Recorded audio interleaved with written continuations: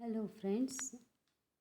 In this video we are going to study Alice Walker's story Everyday Use. Let's have a brief introduction of the writer Alice Walker.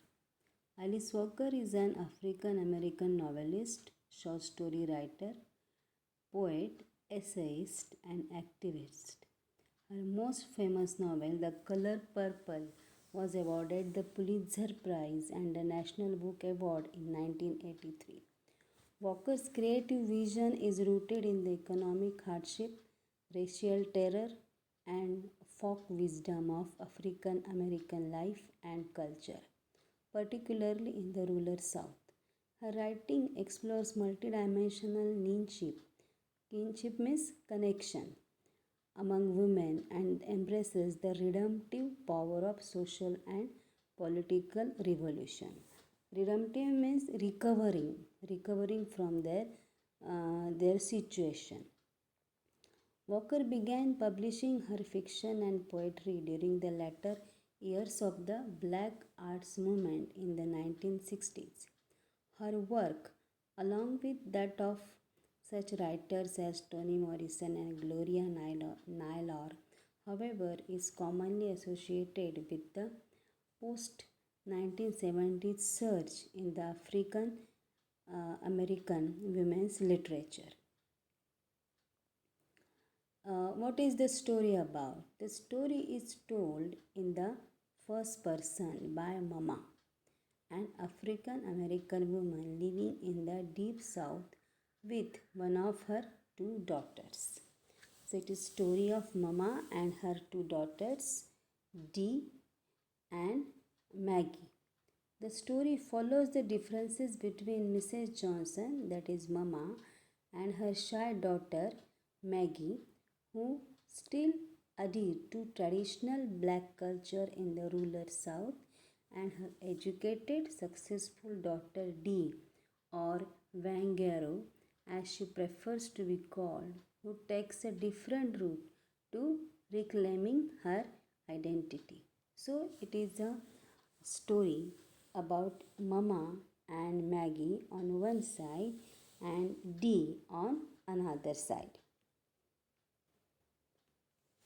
Let's have a brief summary of the story. Mama decides that she will wait in the yard for her daughter Dee's arrival.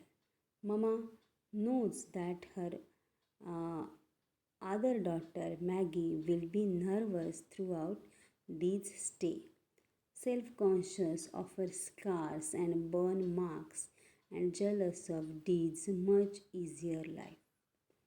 Mama fantasizes about the reunion scenes on television programs in which a successful daughter embraces the parents who have made her success possible. Sometimes Mama imagines reuniting with Dee in a similar scenario in a television studio where an amiable host brings out a tearful Dee who pins orchids on Mama's dress. So, when the story opens, Mama and Maggie both are waiting for Dee to come. And Mama dreams that she will reunite with Dee in a very fashionable manner on a stage when a host will introduce Dee to her parents who have made Dee. Okay, so she dreams of that kind of union on the stage with lot of people, white and black people, watching them.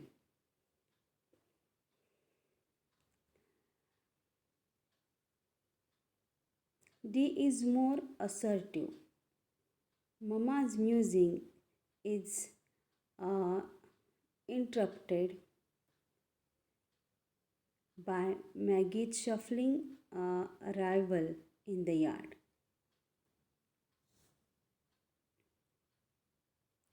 Mama remembers the house fire that happened more than a decade ago when she carried Maggie, badly burned, out of the house. When Mama was dreaming of her reunion, she was interrupted by uh, Maggie's shuffling arrival in the yard. Mama remembers the house that had uh, the house a fire that happened more than a decade ago when she carried Maggie, badly burned, out of the house. D.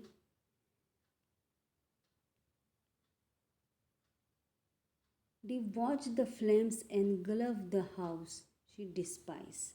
Dee doesn't like that house, and a decade ago, when the house was on the fire, Dee was just watching the house, and Mama brought the Maggie uh, out of the house, and Maggie was badly burned, and she still has the scars and marks of burns on her face. Back then, Mama believed that Dee hated Maggie until Mama and a community raised enough money to send Dee to school in Augusta. Mama resented the intimidating world of ideas and education that Dee forced on her family on her trips home. Mama never went to school beyond second grade. Maggie can read only in a limited capacity. Mama looks forward to Maggie's marriage to John Thomas, after which Mama can peacefully relax and sing hymns at home. So, in the that rural south where Mama stays with Maggie, and somehow Mama has managed to send Dee to a school for education, and when she used to come back, uh, it was intimidating world of ideas and education that Dee forced on her family on her trips home. And Mama has decided Maggie's marriage to John Thomas, after which who lives there nearby, and can peacefully relax and sing hymns at home. Now Dee comes. When Dee arrives, Mama grips Maggie to prevent her from running back into the house.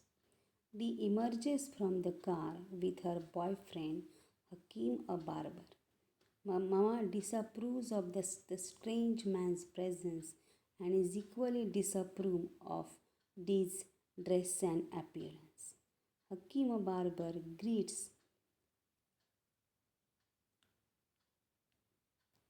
uh, greets and tries to hug Maggie, who recoils. Recoil means she goes back.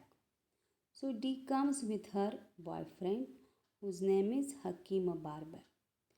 Dee gets a camera from the car and takes a few pictures of Mama and Maggie in front of their house.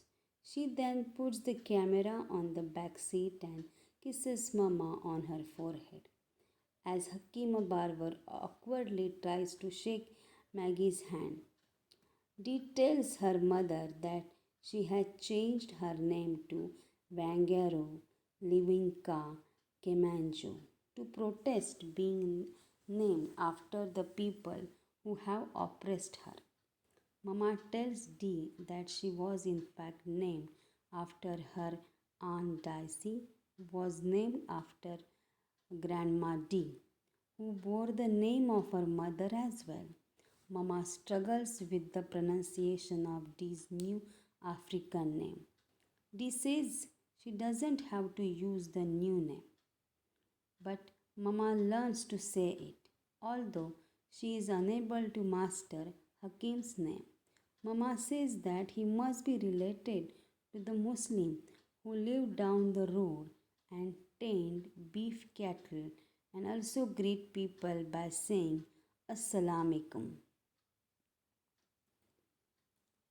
Hakim Barber says he accepts some of their doctrines, he but is not into farming or herding. Mama wonders whether Hakim Barber and Dee are married. Sitting down to eat, Hakim Barber states that he does not eat collard green or pork. Collard green is a vegetable, a cabbage like vegetable, and pork is what a meat of a pig. D, however, eats heartily, delighted by the fact that the family still uses the benches her father made. Hopping up, she approaches the butter churn in the corner and asks Mama if she can have its top. See, then you can see the butter churn over here, and its top, and this is what you can see a dasher also. So this is the bench made by their father, and this is the scene you can imagine of their house.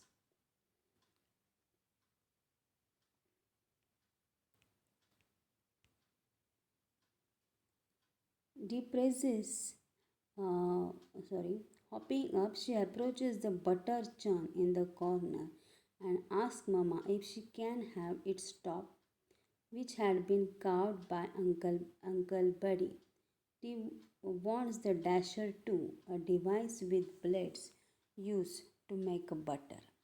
Hakima Barber asks if Uncle Buddy whittled the dash too, to which Maggie replies that it was Aunt Dee's first husband, Stash, who made it.